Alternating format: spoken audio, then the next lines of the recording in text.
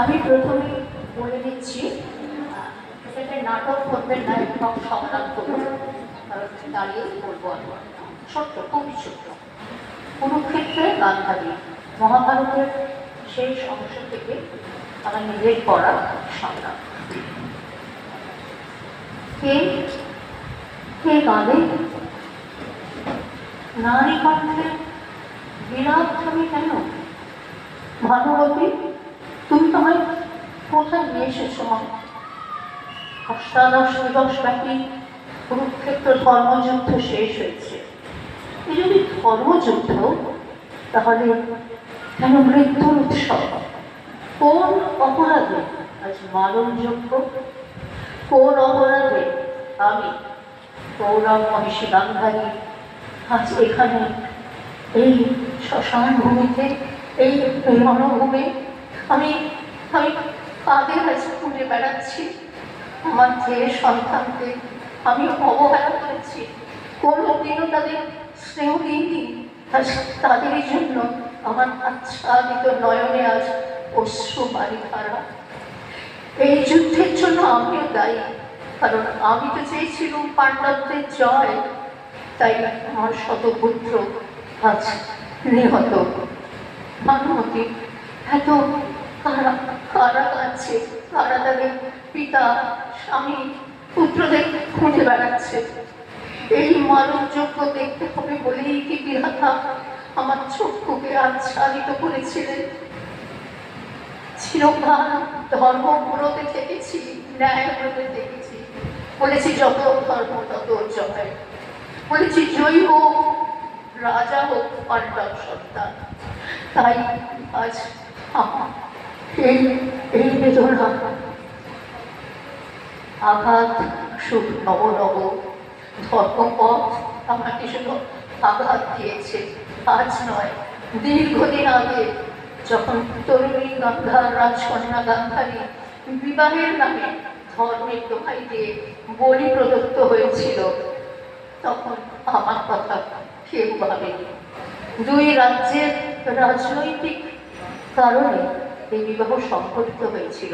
আর সেই দিন থেকে আমি গান্ধারী প্রতিজ্ঞা করেছিলাম, আমি যদি আমাকে না দেখে ভালোবাসতে পারেন, তাহলে আমিও তাকে না দেখেই ভালোবাসবো।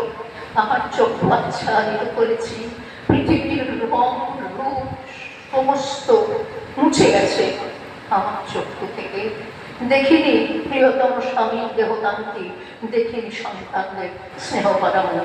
চিরকাল ধর্মের পথে থেকেছি। আঘাত আসুক নব নব, আঘাত পেয়ে অটল রব। কি পেয়েছি ধর্মের জন্য? মানুষকে বিশ্বাস করেছি, বিশ্বাস করেছিলাম কৃষ্ণকে, বিশ্বাস করেছিলাম বিদুরকে। তাই আজ আমাকে শতপুত্র হারা বেদনা নিয়ে এই রণভূমে আসতে হয়েছে। বিধাতা, বলে দাও কি আমার অপরাধ? এক মনে অন্ধ স্বামীকে ভালোবেসে এসেছি, তাই আমার অন্যায়? নাকি কুন্তির মতো গোপন প্রণয়ে ব্যস্ত হয়ে সন্তানদের জন্ম দিইনি তাই আমার অপরাধ?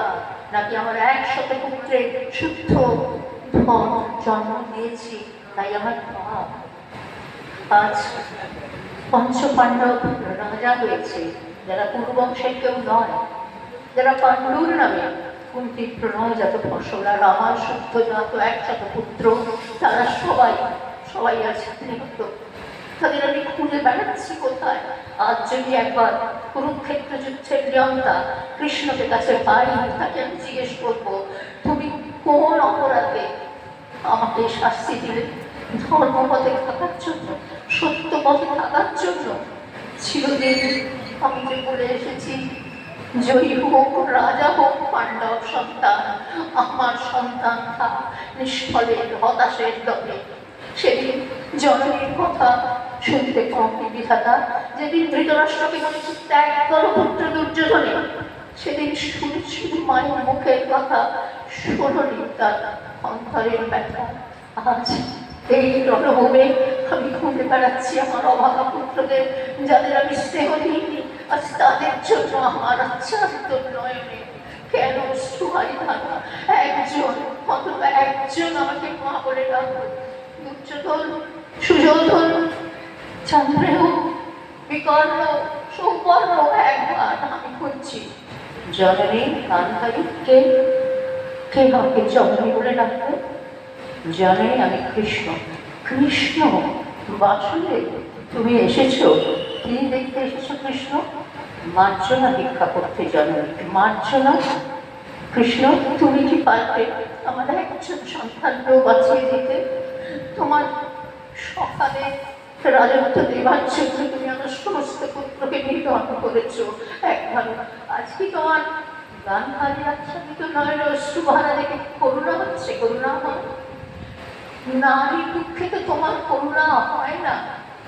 তাই রাধা তোমাদের বৃন্দাবনে যেদিন রাধা বলেছিল মথুরা নগরপতি গোকুল ছাড়ি মত যাও, মথুরা নগরপতি গোকুল ছাড়ি মত যাও, মত যাও। তুমি শোনোনি?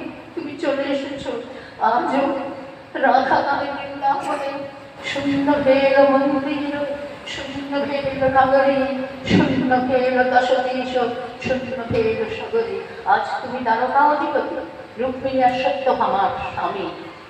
রাধা কাদের বৃন্দাবন। কৃষ্ণ তুমি নিষ্ঠুর, তুমি দয়াময় না।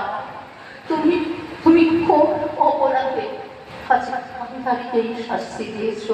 যে কোনোদিন ন্যায় পথ ছাড়া চলেনি, তাকে তুমি এই শাস্তি দিলে? কৃষ্ণ আমার 100 পুত্রের অন্তত একজন পুত্রকে তুমি বাঁচিয়ে রাখতে পারতে, যার অপরাধ সবচেয়ে কম ছিল, যে অন্ধ বাবা মার আশ্রয় হতো। তুমি তো তাদের দয়া করনি কৃষ্ণ।